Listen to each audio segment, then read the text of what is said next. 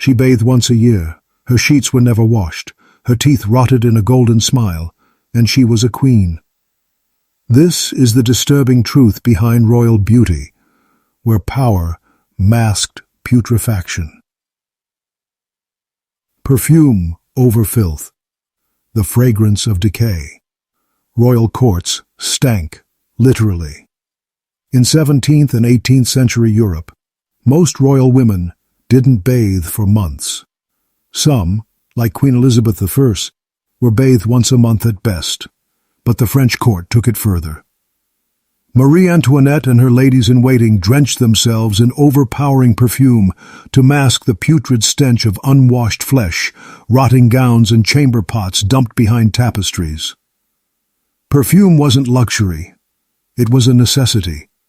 Royal women applied scented waxes to their wigs, their corsets, even their gloves, lavender, rose, civet, and musk. But under all that fragrance, pustules, lice, and layers of dead skin.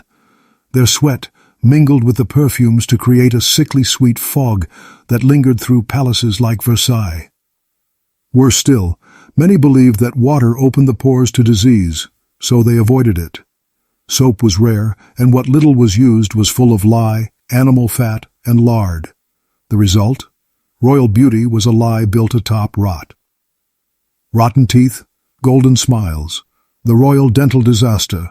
Forget the sparkling smiles of modern princesses. Royal women in history had some of the worst teeth imaginable, blackened, broken, and infected. Sugar imported from colonies was a sign of status, so they gorged on it. Queen Elizabeth I, by her later years, had lost most of her teeth and stuffed rags in her mouth to maintain her regal face shape. French and Spanish princesses were no better.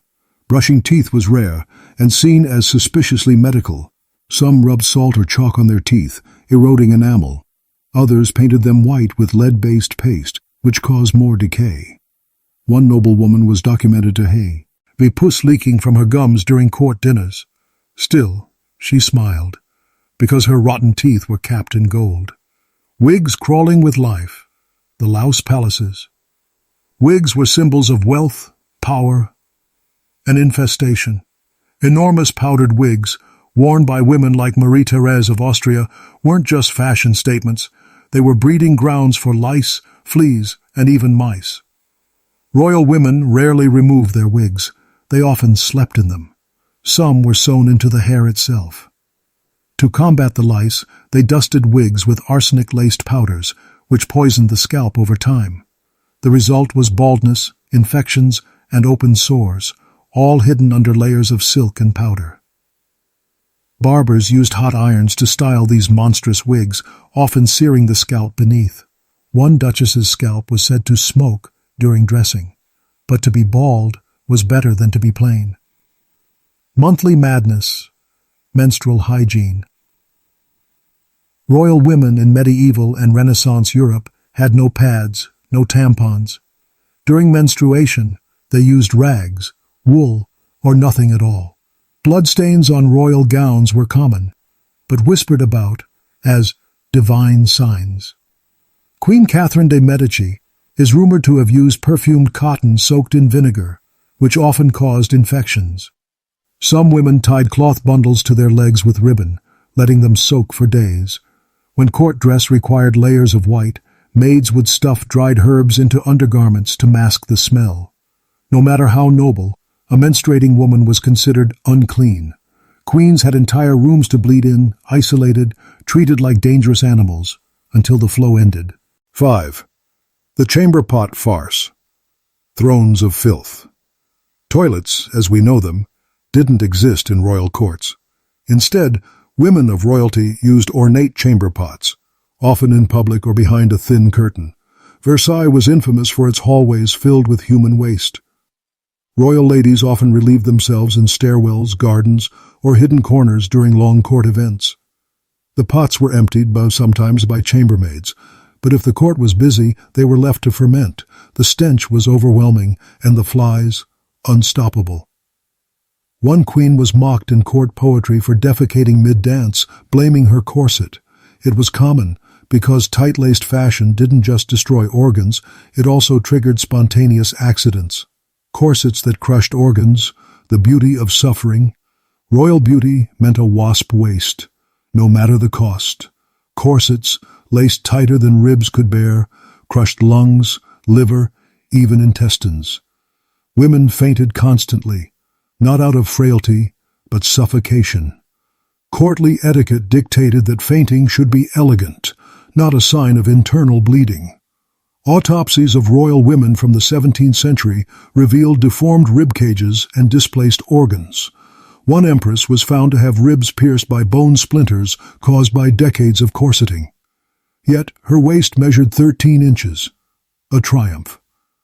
Corsets weren't removed even at night. Some queens bathed in them, others gave birth in them. They were prisons in silk. Poison as makeup. The lead-faced queens, to achieve a pale, ethereal complexion, royal women turned to lead-based white paints, mercury-laced rouges, and arsenic powders. Queen Elizabeth I's mask of youth was a lead paste that caused her skin to blister, her hair to fall, and her veins to darken beneath her skin. But she wasn't alone. The Habsburg women of Austria and Spain whitened their faces until they glowed like corpses. Their cheeks cracked, their lips bled. But to be pale was to be noble. Some royal women died young, their bodies saturated with heavy metals. A 19-year-old French duchess was said to have coughed up blood laced with mercury, yet still applied rouge on her deathbed. Never washed undergarments, intimate squalor. Unlike outer gowns, undergarments weren't changed daily. In fact, royal chemises and bloomers went unwashed for weeks. Laundry was a laborious process, so maids simply brushed off stains and added perfume. Imagine layers of sweat, menstrual blood, and urine building up, all beneath silk and lace. Some noble women developed severe infections, skin boils, and yeast growth. But physicians advised against cleaning delicate parts, warning that water weakened feminine virtue. One infamous mistress of Louis XV wore the same silk bloomers for 29 days, reportedly stiff with filth. She died of sepsis, but her gowns were exquisite. Sleep with the rats. The royal bedrooms. Royal bedrooms weren't sanctuaries. They were dens of decay. Curtains were rarely washed. Mattresses were stuffed with hay or feathers that rotted over time. Bedbugs, fleas, and mice were constant companions. Queens often woke with bite marks or rat scratches. Palaces like Versailles were so infested that some women slept with candles lit all night to ward off vermin. This caused dozens of fires. One Polish princess died when her gown ignited in her sleep. Even royal birthing beds, used to deliver heirs, were often reused, bloodstained, and infected. The result? Infant mortality rates in royal families were staggering. 10. Public autopsies and death rituals. When royal women died, the rituals didn't end. Their bodies were sometimes publicly dissected to prove virginity, fertility, or cause of death. Their organs were removed and buried separately. Their skin peeled and powdered for preservation. Their hair cut and sold to nobles. Empresses were embalmed with wine, spices, and linen, but without sanitation. The smell leaked through palaces. Princess Charlotte of Wales's body burst during her funeral, releasing gas and liquid in front of horrified dignitaries. Even in death, royal women were not allowed dignity. They were beauty symbols, political pawns, and rotting dolls in golden coffins. They lived in gold, but reeked of filth. They ruled nations, but couldn't clean their skin. Their beauty was painted on a corpse. This was the real face of royal hygiene, and it stinks of forgotten power.